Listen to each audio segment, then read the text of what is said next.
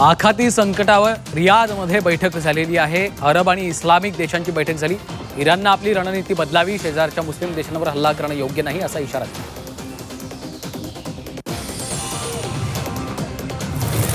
अमेरिकेचे परराष्ट्र सचिव आणि संरक्षण मंत्री यांच्या निवासस्थानावर संशयास्पद ड्रोन दिसले। या संदर्भात ट्रम्प यांनी तातडीची सुरक्षा बैठक बोलावली। राष्ट्रपती द्रौपदी मुर्मू अयोध्येच्या दौऱ्यावर आहेत। मंदिरात राम यंत्राची स्थापना केली। हे यंत्र भगवान राम आणि 121 देवतांच्या दिव्य शक्तीचं प्रतीक आहे।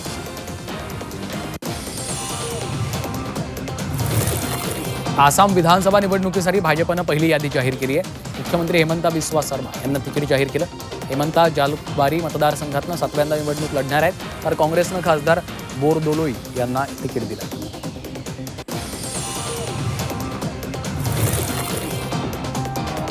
आमदार आणि बाहुबली अनंत सिंग यांना जामीन मिळाला आहे। दुलारचंद हत्या प्रकरणात 4 महिन्यानंतर दिलासा मिळालेला आहे।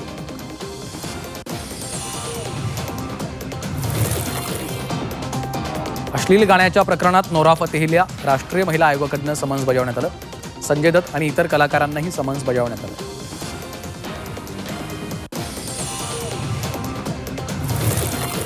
उत्तर प्रदेशातल्या हापूर इथून 2 पाकिस्तानी गुप्तहेरांना अटक केली। गुप्तहेर शहजाद भट्टीसाठी हेरगिरी करत होते। त्यांनी संवेदनशील धार्मिक स्थळांची पाहणी केली।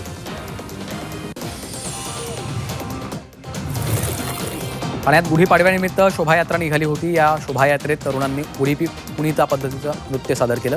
यावेळी तरुणांनी सगळ्यांचं लक्ष वेधून घेतलं।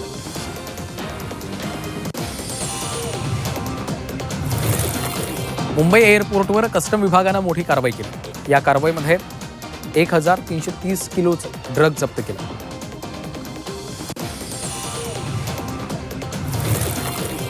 UTS ॲप बंद झाल्यामुळे प्रवासी आता रेल वन ॲपकडे वळालेले आहेत। मात्र यावरून तिकीट काढताना प्रवाशांना तांत्रिक अडचणी येत आहेत।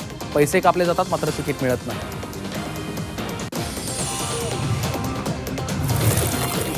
कुलाबा सिम्स मेट्रो मार्गावरील 27 स्थानकांच्या परिसरात विविध सुधारणा करण्याचं काम राज्य सरकारनं मुंबई महापालिकेवर सोपवलं।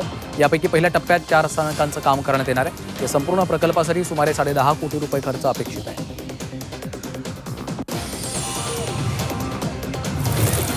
उन्हाळी गर्दीच्या नियोजनासाठी मध्य रेल्वेनं आणखी 120 विशेष रेल्वे फेऱ्यांची घोषणा केली। मध्य रेल्वेनं यापूर्वी 2012 विशेष रेल्वे फेऱ्या जाहीर केल्यात।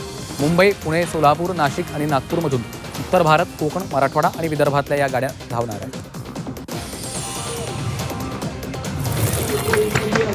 बदलापूरमध्ये 15 लाख लिटरच्या जलकुंभाचं लोकार्पण करण्यात आलं। गुढीपाडव्याच्या मुहूर्तावर आमदार किसन कथोरे यांच्या उपस्थितीत जलकुंभाचं लोकार्पण झालेलं आहे। या जलकुंभामुळे शिरगाव आपटेवाडी परिसरातील पाण्याची समस्या कायमस्वरूपी मार्गी लागणार आहे। त्यांनी वेळेमध्ये सगळे